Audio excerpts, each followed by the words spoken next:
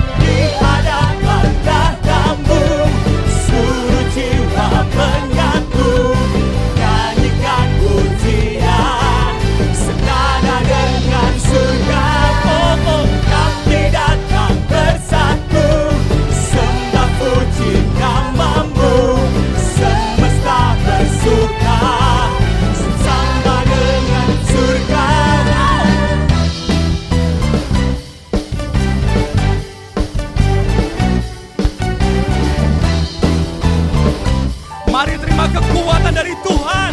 Sama-sama katakan, Tuhan Engkau hadir, kuasa-Nya mengalir, melawan setiap hati kami. Katakan, Roh-Mu membebaskan, Roh-Mu membangkitkan, kebesaran-Mu dinyatakan.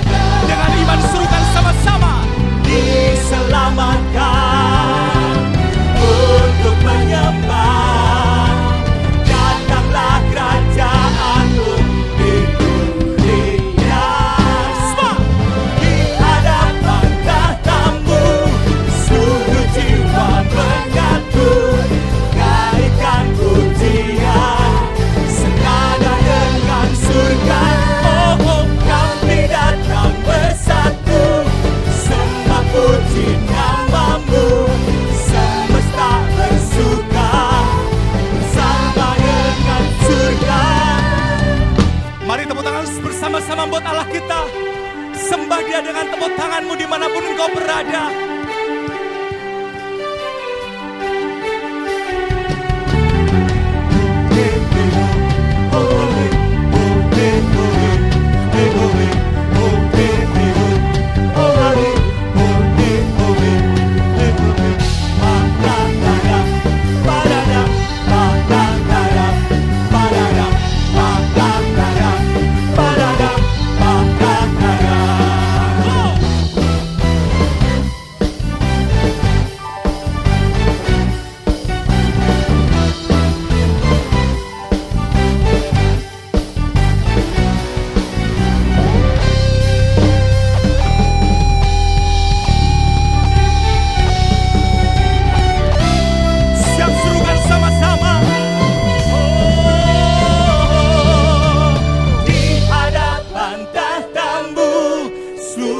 jiwa menyatu, nyanyikan pujian senada dengan surga. Kami datang bersatu, sembah puji namamu, semesta bersuka bersama dengan surga. Oh, oh, di hadapan katamu, seluruh jiwa menyatu, nyanyikan pujian senada dengan surga. Kami datang bersatu, sembah puji namamu, semesta bersuka bersama dengan surga.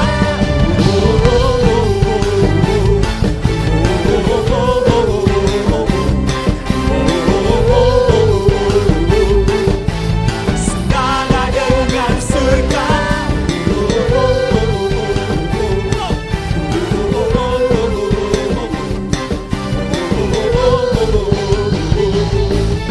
Senada dengan surga.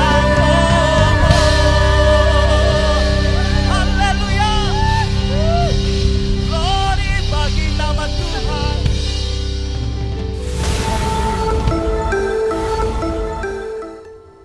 Baik pemirsa, mari kita siapkan hati kita, roh, jiwa, tubuh kita untuk kita boleh mendengar kabar baik pada pagi hari ini dengan tema Gereja Pembawa Shalom di Akhir Zaman bersama hambanya Pendeta Nathanael Rapono. Mari Pak, silakan. Shalom, pemirsa Kompas TV yang dikasihi Tuhan. Mari kita akan bersama-sama untuk menyediakan hati kita untuk menerima kebenaran firman Tuhan. Namun sebelumnya mari kita akan terlebih dahulu menyerahkan pemberitaan firman Tuhan ini di dalam pimpinan dan penyertaan Allah Roh Kudus. Dan mari kita berdoa, Tuhan Yesus akan memberkati kita semuanya. Mari kita berdoa. Bapa Surgawi, kami mengucap syukur karena pada kesempatan ini ya Tuhan, kami boleh bersama-sama disatukan dengan kebenaran firman Tuhan. Biarkanlah firman Tuhan yang kami dengarkan pada saat ini akan memberikan kekuatan bagi kami dan menambah-nambahkan pengharapan kami di dalam Kristus, bahwa di dalam Kristus ada shalom damai sejahtera yang luar biasa di akhir zaman ini. Terima kasih Bapa, kami berserah sepenuhnya dalam pimpinan penyertaan Allah Roh Kudus dalam pewartaan kebenaran firman Tuhan ini. Dalam berkat nama Tuhan Yesus kami berdoa, kami bersyukur, dan kami menyediakan hati kami. Haleluya. Amin. Baiklah para pemirsa Kompas TV, sebelum firman Tuhan akan disampaikan, mari kita akan bersama-sama membaca satu kebenaran firman Tuhan yang akan saya ambil di dalam Mazmur pasal yang ke-85 ayat 10 sampai dengan ayat yang ke-14. Demikianlah firman Tuhan. Sesungguhnya keselamatan daripadanya dekat pada orang-orang yang takut akan Dia, sehingga kemuliaan diam di negeri kita.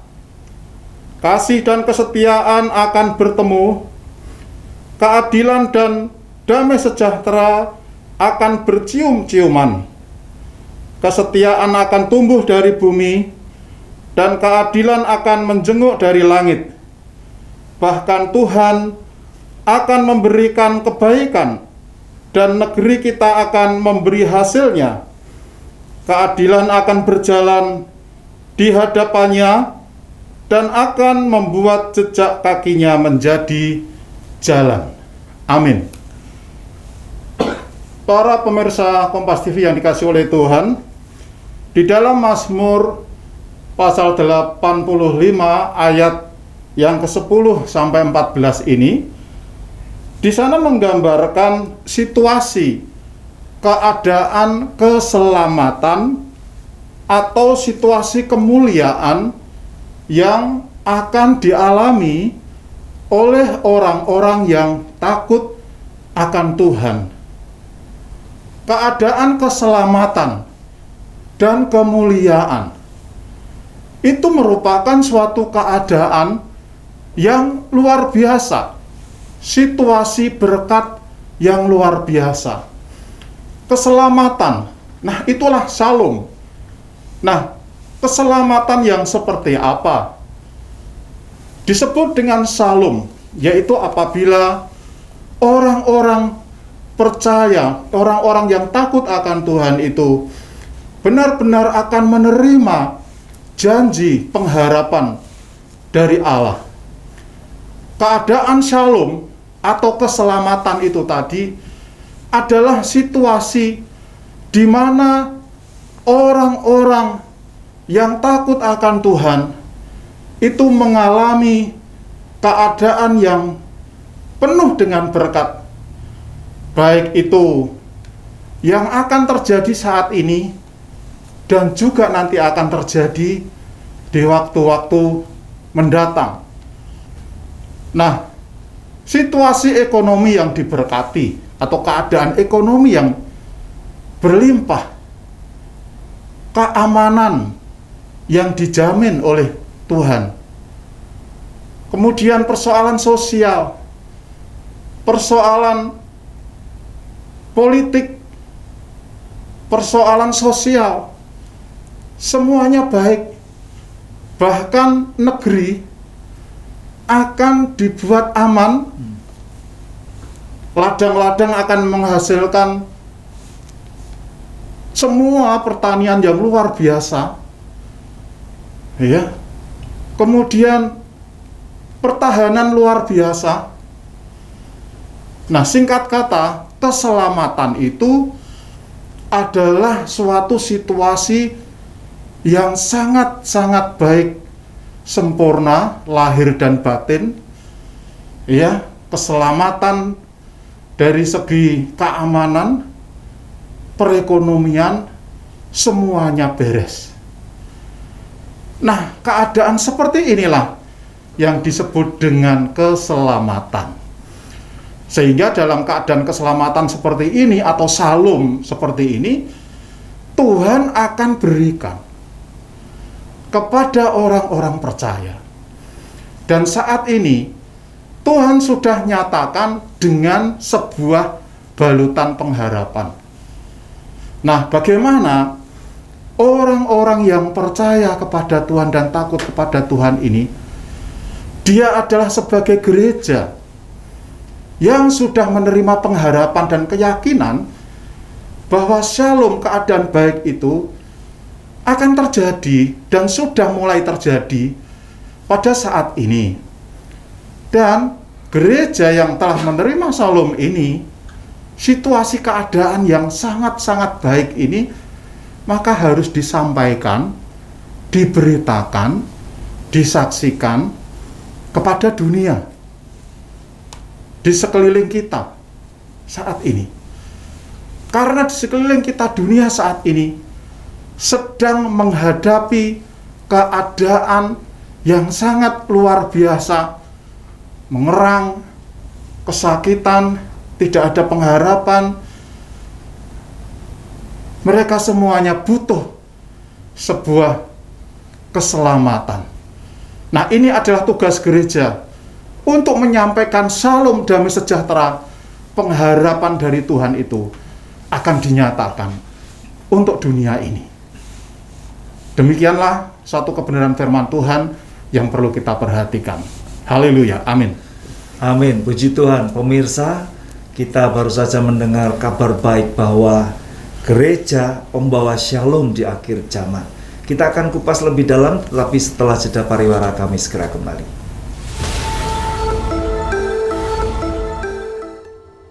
Baik pemirsa, pagi hari ini kita sedang mengupas satu tema, gereja pembawa Shalom di akhir zaman. Tadi sudah disampaikan oleh Bapak Pendeta Nathanael Rabono bahwa Shalom adalah satu keadaan yang aman, tentram, damai, penuh dengan sejahtera, penuh dengan ketenangan dan lain sebagainya.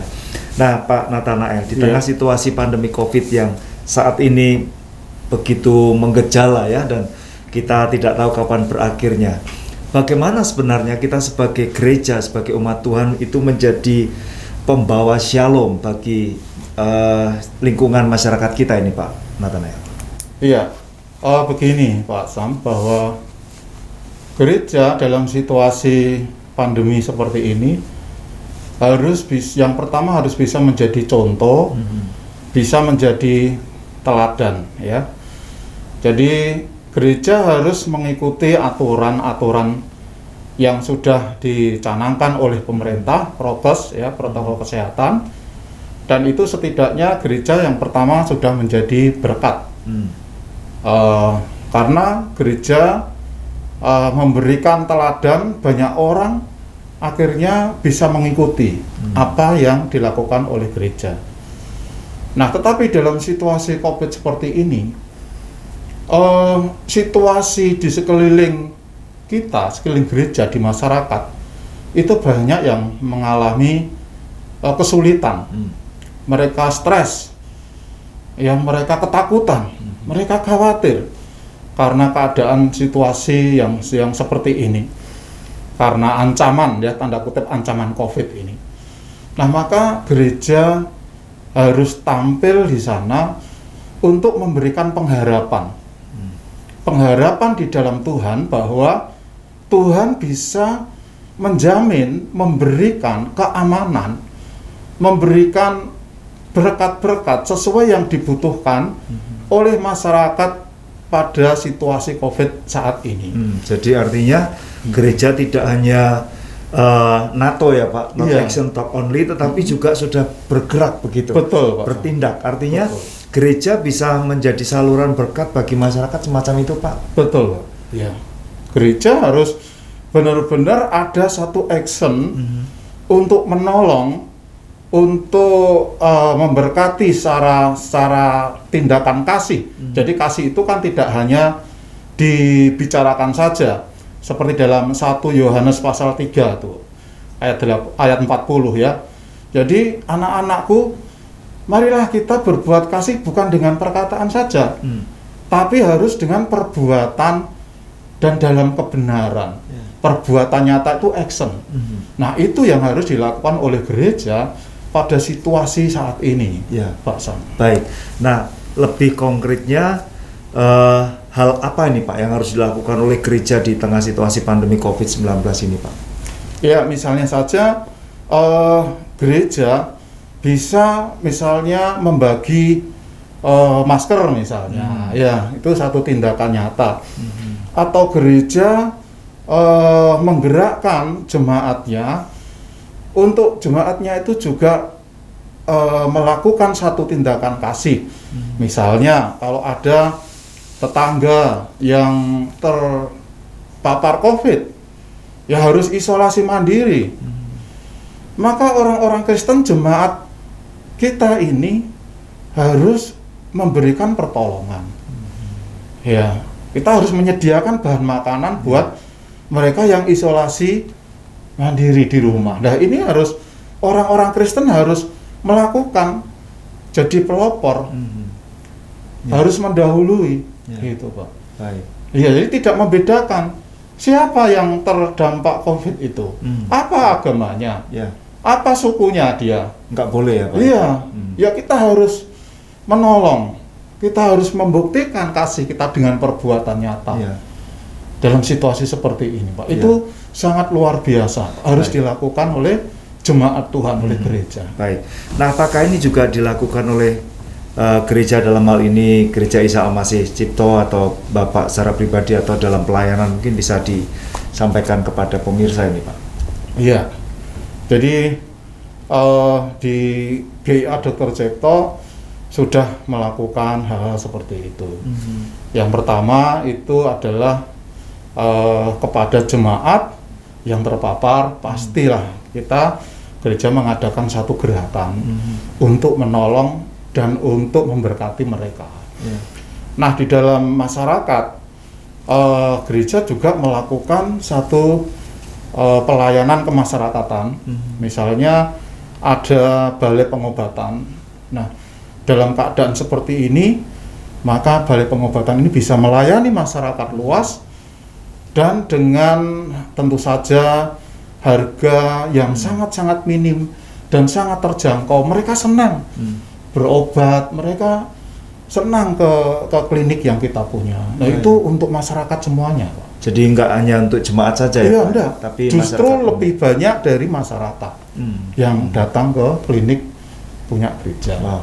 Apa respon masyarakat yang datang ke klinik meskipun mereka bukan jemaat KIA, Pak? Respon mereka mungkin Bapak pernah dengar, apakah ada semacam itu? Saya tidak pernah mendengar secara langsung, Ya. tetapi saya pernah mendengar dari salah seorang pengurus Balai Pengobatan Yehova Shalom milik Dr. Cipto ini. Masyarakat ini mengatakan seperti ini, saya sudah 30 tahun saya selalu berobat di sini, dan sampai ke anak-anak saya, cucu saya berobat ke sini. Ini luar biasa pelayanannya. Nah, padahal mereka bukan orang Kristen. Kenapa kok sampai dipercaya seperti itu? Ya. Karena kami melayani dengan baik, Ya. tidak ada tendensi apa-apa, tidak membeda-bedakan. Masyarakat semua dilayani. Nah, ini mendatangkan atau menghadirkan shalom di tengah masyarakat. Ya, luar biasa. Kira-kira contohnya seperti itu. Baik.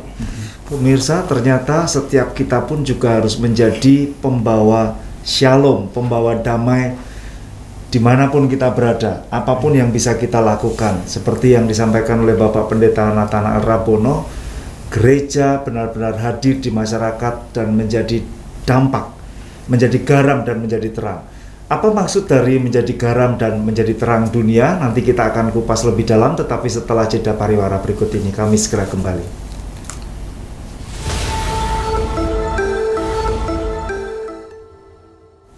Gereja pembawa shalom di akhir zaman. Pemirsa, seringkali kita mendengar satu kalimat bahwa kita harus menjadi garam, kita harus menjadi terang dunia.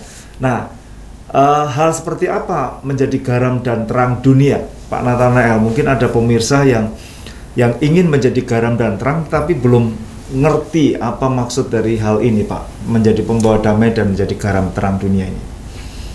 Iya. Para pemirsa Kompas TV yang dikasihi Tuhan dan Pak Samuel, ya. Jadi kita orang Kristen ini mengikuti apa yang disampaikan Tuhan Yesus, difirmankan Tuhan Yesus, bahwa kita ini harus menjadi garam dan menjadi terang dunia. Jadi intinya adalah bahwa kita itu mau berkorban, yaitu kembali ke kasih itu tadi. Menjadi garam itu dirasakan, dinikmati, ya, bagi sekitar kita. Jadi seperti itu, Pak Samuel. Jadi menjadi terang, memberi penerangan, ya, supaya mereka semuanya tahu kebenaran, supaya banyak orang mengerti apa yang dia lakukan itu benar atau tidak. Jadi kita harus benar-benar menjadi terang di dalam masyarakat, menggarami masyarakat. Betul. Jadi kalau orang Kristen tidak aktif, ya, maka kita justru malah akan digarami dunia. Kalau kita tidak lebih aktif untuk melakukan firman dan kemudian mencoba untuk menerangi dunia ini, maka kita yang akan mengalami satu pembusukan, mengalami pembusukan. Yaitu tidak ada artinya, dan firman Tuhan katakan kita akan dibuang. Nah, kita harus jadi orang Kristen yang berguna di tengah masyarakat. Nah, apapun yang bisa kita lakukan, lakukan. Memberkati banyak orang, memberi pencerahan, penerangan bagi banyak orang, dan terlebih-lebih, Pak Samuel, yaitu kalau kita itu bersaksi, ya, bukan saja ya dengan kata-kata, dengan perbuatan, tetapi jangan lupa bahwa nama Yesus. Jangan hanya kasih-kasih, memberi dengan perbuatan nyata, tapi Yesusnya tidak pernah disebut. Ada ya, Pak, semacam itu? Iya, karena takut. Karena takut. Jadi kalau di dalam Alkitab itu kan ada dua hal, Pak. Yang satu amanat agung, yang dua perintah agung. Amanat agung itu jelas, itu harus diwartakan, diberitakan. Tapi kalau perintah agung ini adalah kasihilah Tuhan Allahmu dan sesamamu. Ini harus seimbang. Jadi kita tidak boleh hanya menekankan pewartaan nama Yesus saja, tapi tidak ada action. Tapi juga jangan sebaliknya, action terus tapi nama Yesusnya tidak pernah disampaikan. Sebagai sumber pengharapan dan sumber berkatnya tidak pernah disampaikan. Harus seimbang. Betul. Harus seimbang. Jadi kita harus bersaksi membawa nama Yesus sebagai sumber pengharapan dan sumber keselamatan, tapi juga jangan hanya ngomong doang, dengan action nyata. Di 1 Yohanes pasal 3 ayat 40 tadi, Pak. Jadi kira-kira seperti itu. Baik, luar biasa.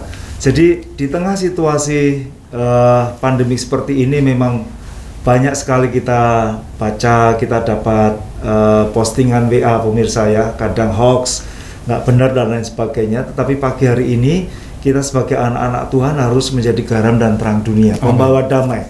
Pak, apa jadinya kalau anak-anak Tuhan ini ikut-ikutan nyebar hoax, Pak? Di tengah situasi seperti ini. Aduh. Jadi kalau ada orang Kristen ikut memviralkan hal-hal yang hoax, yang nggak benar, itu kadang kita prihatin, Pak Sam. Ya kita prihatin. Nah, janganlah stop ya, hentikan. Jadi kalau kita itu belum tahu kebenarannya, jangan kita terus ingin segera untuk memviralkan. Ya, karena apa sih sebetulnya? Ini loh, jangan-jangan ingin ini dipuji gitu ya, mencari sanjungan. Wah, kalau aku bisa memberikan berita yang baru, wah orang senang gitu. Padahal belum tentu kebenaran. Wah, padahal belum tentu. Nah ini loh. Jadi kalau ada sesuatu informasi ya di medsos itu, cari dulu kebenarannya. Nah kalau memang benar, baru kita bisa memviralkan. Kalau dalam pengalaman Bapak pernah dapat berita-berita hoax semacam itu enggak sebagai pendeta ini? Wah ya sering. Sering juga ya. Sering. Tapi Bapak filter ya, Bapak cari kebenarannya. Betul. Semacam itu ya. Jadi harus difilter dulu. Kalau misalnya itu informasi di sekitar medis, ya saya harus tanya dulu ke ahlinya. Saya kenalan dokter, saya tanya, dok, ini benar enggak? Ini ada berita seperti ini, betul enggak? Wah, setelah dia baca, dia kaji, ternyata dia dapat balasan, wah Pak, ini hoax, nggak benar. Lah akhirnya yang tadinya saya mau ikut memviralkan, stop, saya berhenti. Jadi cari dulu kebenarannya. Ini salah satu cara untuk menjadi pembawa damai ya Pak. Betul, supaya masyarakat nggak makin bingung.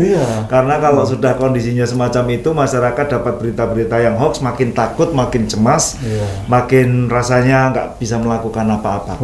Ketika seseorang menjadi pembawa shalom, pembawa damai, pemirsa, artinya dia harus lebih dulu mengalami shalom, mengalami damai dalam dirinya. Pak Nathanael Rabono, apa yang harus dilakukan agar kita sebagai umat Kristiani ini memiliki damai di dalam hidup kita sebelum kita ini menjadi pembawa damai bagi dunia? Waduh, ini luar biasa.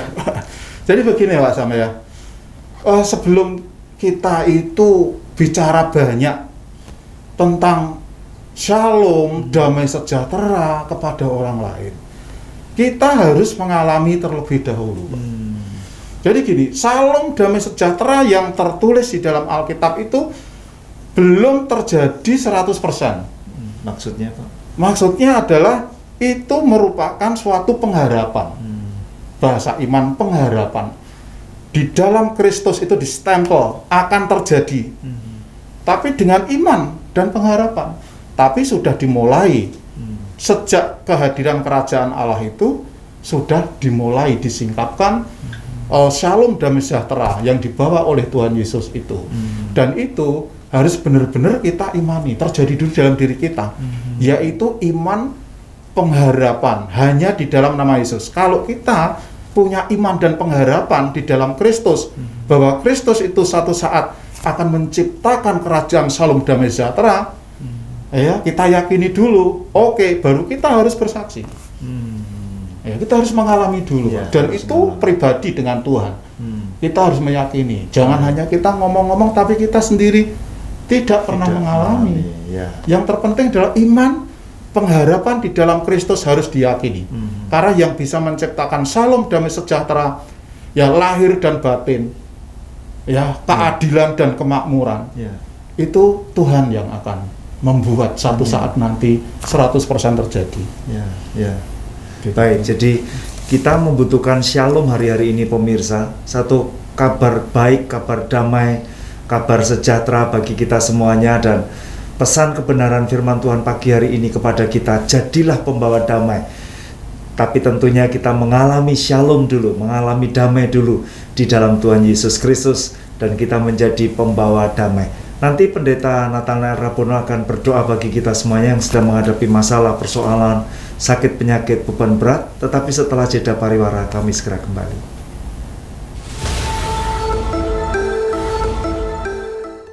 Pemirsa, pagi hari ini kita belajar bersama-sama apa peran kita, apa tugas kita sebagai anak-anak Tuhan, bahwa kita ini menjadi pembawa damai di tengah-tengah situasi yang tidak damai pada saat ini.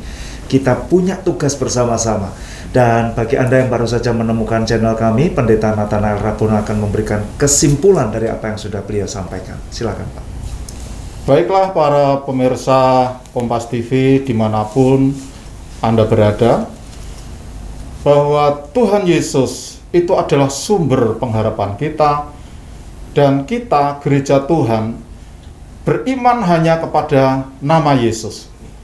Dan Yesus berjanji Dia akan memberikan shalom damai sejahtera, sebuah situasi aman di dalam kemakmuran dan keadilan, suasana yang sangat indah, luar biasa, sukacita dan damai sejahtera, kebahagiaan lahir dan batin itu terjadi di dalam kehidupan kita.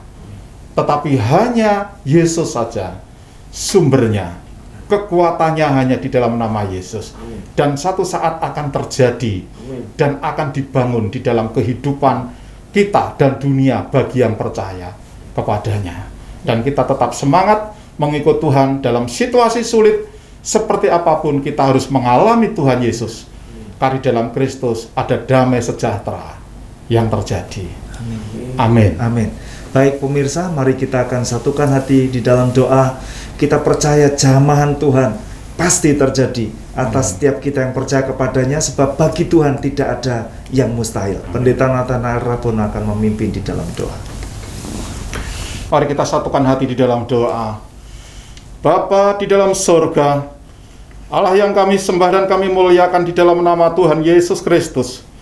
Saat ini Tuhan, hamba-Mu mengangkat tangan dan mengarahkan kepada pemirsa Kompas TV yang saat ini, para pemirsa, mungkin ada yang sedang mengalami beban berat di dalam kehidupannya, di dalam rumah tangganya, di dalam pekerjaannya, bahkan ada yang bergumul dengan sakit penyakit yang sudah sekian lama, tetapi juga belum kunjung sembuh.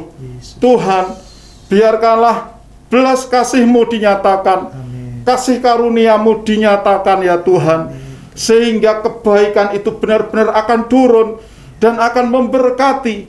Dan kalaupun saat ini ada pemirsa yang merindukan untuk dijamah Tuhan dan rindu untuk lebih dekat kepada Tuhan, maka biarkanlah kasih-Mu menjamah mereka semuanya. Dan mereka semuanya rindu untuk mencari Tuhan, dan mereka semuanya akan merasakan kasih sayang Tuhan. Yang sakit disembuhkan, yang saat ini ada pergumulan permasalahan rumah tangga, Tuhan akan bekerja luar biasa untuk menyelesaikan. Yang ada persoalan di dalam bisnis, pekerjaan, pendidikan anak-anaknya, berkati Tuhan, supaya segala sesuatu bisa diwujudkan oleh kasih karunia Tuhan, dan berkat-Mu itu akan terjadi. Karena kami tahu Tuhan, bahwa Engkau adalah Allah sumber shalom damai sejahtera, dan Engkau akan menyatakan itu kepada semua orang yang percaya dan yang berseru kepadamu. Terima kasih Bapa, hamba-Mu berdoa dan menyerahkan para pemirsa Kompas TV dimanapun berada. Berkat-Mu dinyatakan.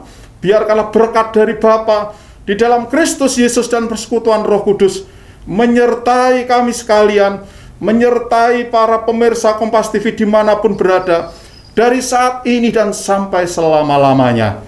Dalam berkat nama Tuhan Yesus, haleluya, amin. Amin, puji Tuhan. Pemirsa, kita percaya kehadiran kita di dunia ini dengan satu tujuan, untuk menyenangkan hati Tuhan, untuk melayani Tuhan dan melayani sesama. Saya Samuel Santoso mewakili teman-teman yang bertugas mengucapkan selamat pagi, salam jamahannya, Tuhan memberkati. Pak Nathanael, terima kasih. Sama-sama Pak Sam, Tuhan berkati. Shalom. Salam.